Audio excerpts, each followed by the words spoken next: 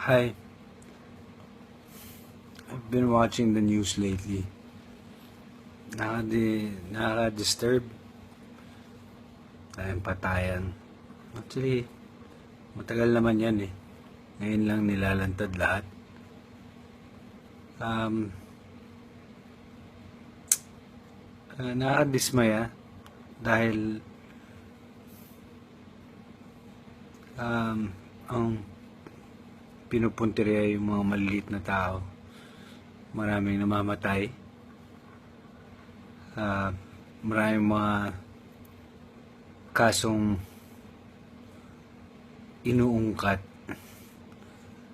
May mga patay na nga naungkat pa. Yung mga duming nagawa. Nakita ko sa bagong administrasyon na pinapakita na okay, after a week being inaugurated, 2 weeks, first week, yung mga mahihirap, palit ulo, kumbaga, na nagmamalinis sa mga pulis. Mahal ko yung mga pulis natin, bato mahal kita. Pero it's unfair na parang ipalit ang buhay.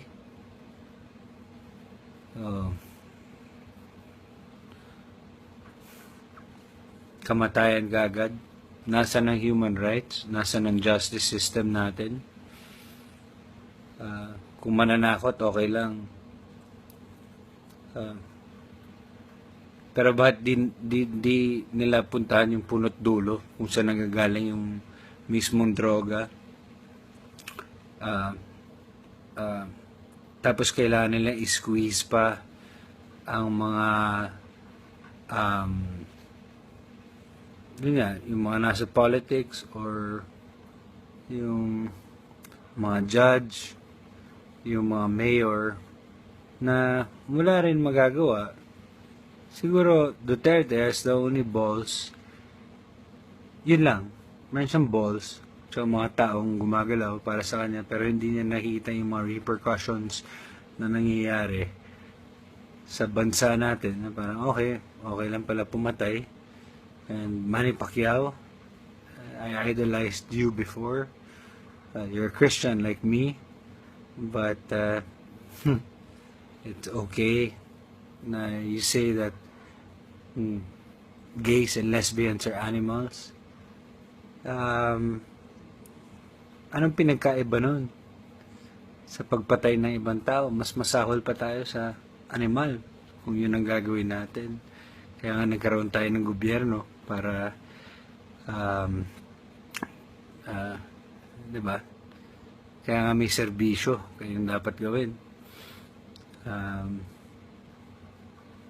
Hindi yung padalos-dalos lang para lang may maipakita sa tao. Hindi ibig sabihin mo, wala, tama. Para lang kayong mga unggoy din. Walang pinagkaiba sa hayop.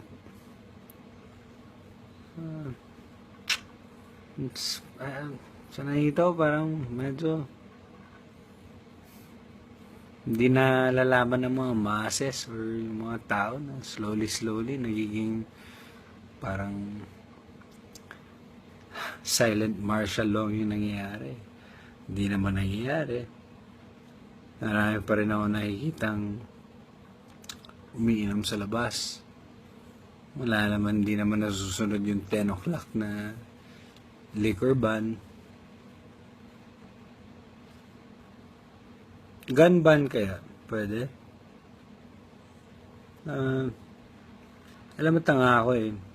I really can't utter yung tamang words para sabihin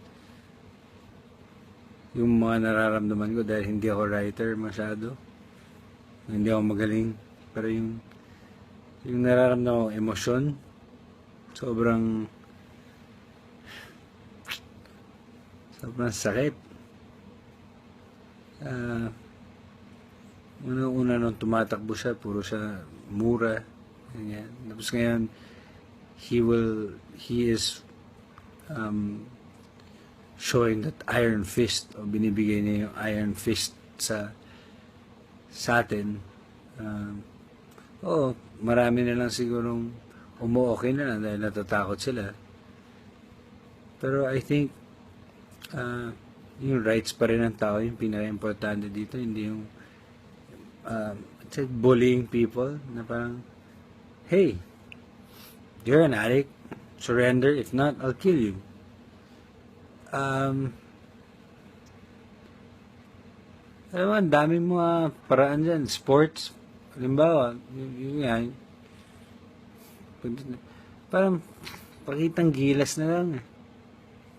Pakitang gilas na lang talaga tong bagong presidente natin eh. Walang pinagkaiba kay Donald Trump na ewan ko na kung ano mangyayari. Tingnan natin, pero hindi ko talaga mailabas kung anong tamang hindi ako writer. Pero ang dami siguro nakakintindi sa akin na hindi lang makapagsalita. Kasi mali eh. Ba't di mo nalang puntirehin yung mga bigati na tao? Hindi yung kailangan mo i-squeeze yung mga judge para magturuan. So, ang mangyayari, palit ulo. So, mas maraming patayan. So, yun ba yung gusto natin pakita sa future generations natin na parang, okay, it's okay to kill. It's in the Bible. Naging extreme na ba ang mga Pinoy ngayon? Or yung mga tao na namumuno ngayon dahil nagmamalinis sila? Ang dami ko nakita ang katabi niya na madudumi rin. Bakit di yun unahin? Yung mga mabibigat, hindi yung mga mahihirap. Tapos kailangan pantay-pantay, gagawin pantay-pantay ang Pilipinas. Mayor, I'm not afraid of you. I'm not an addict. I rarely drink.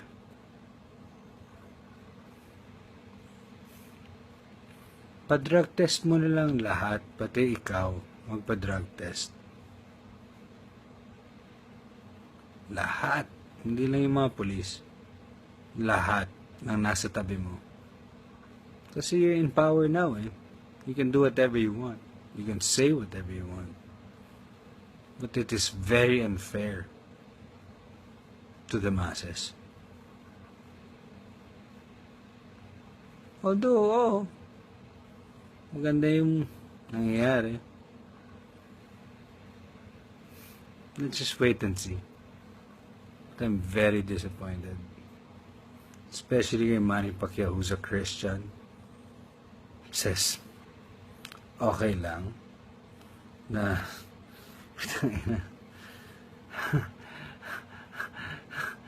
pumatay ng tao, pero ang bakla, lesbian, o yung LGBT, masahol pa sa hayop. Eh, ang killer, sinabi nila, ang addict will always be an addict. So therefore, a killer will always be a killer. That's my question to you. Walang pinag-aiba po yun. Lahat ng mga tao may second chances na pwedeng ibigay. Depende na lang po yan sa inyo. But so far, I am very disgusted sa nangyayari.